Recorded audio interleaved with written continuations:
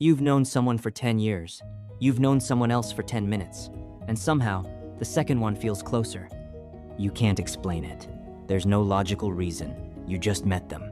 But something in you has already decided, this person is safe. This person is mine. You call this chemistry. You call it a good vibe. You call it hitting it off. But your brain is running something much older than a feeling. It's running a rule.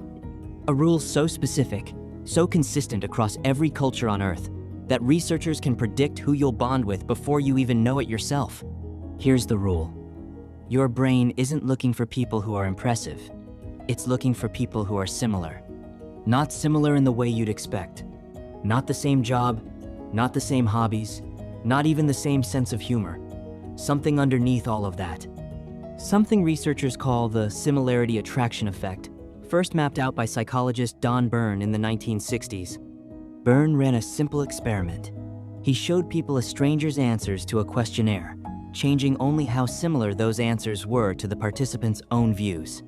The more similar the answers, the more the participant liked the stranger. Not admired, not respected. Liked, as in wanted to be near.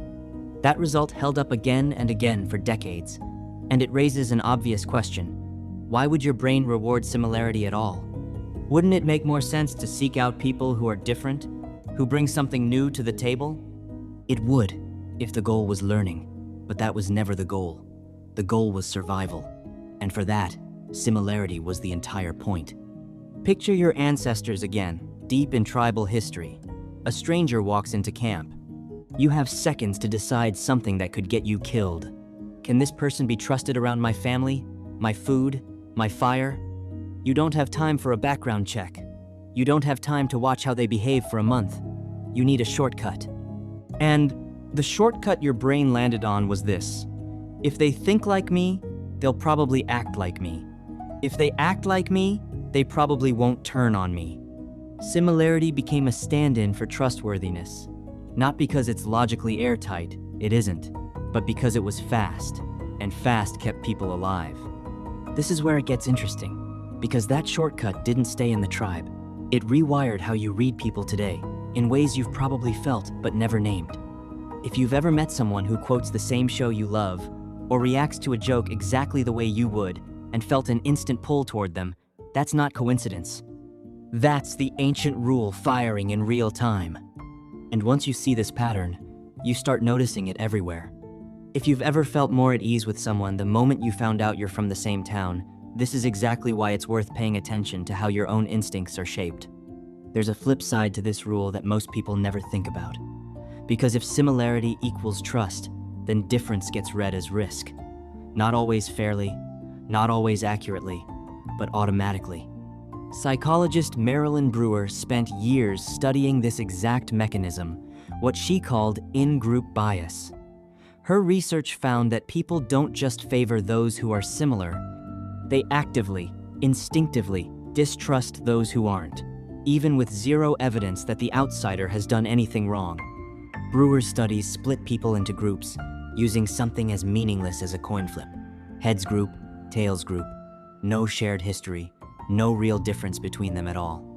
And still, people started favoring their own group within minutes, trusting them more, being more generous with them, treating the other side with quiet suspicion. If that bias can form from a coin flip, imagine what it does with something like language, background, or hometown, things that feel important, but by this same ancient logic, might be creating distance you never consciously chose. Which brings us to the strange part most people miss entirely. You are not immune to this. Nobody is.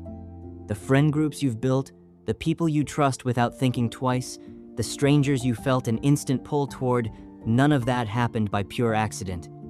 Your ancient wiring has been quietly sorting the world into safe and unsafe since the moment you could talk.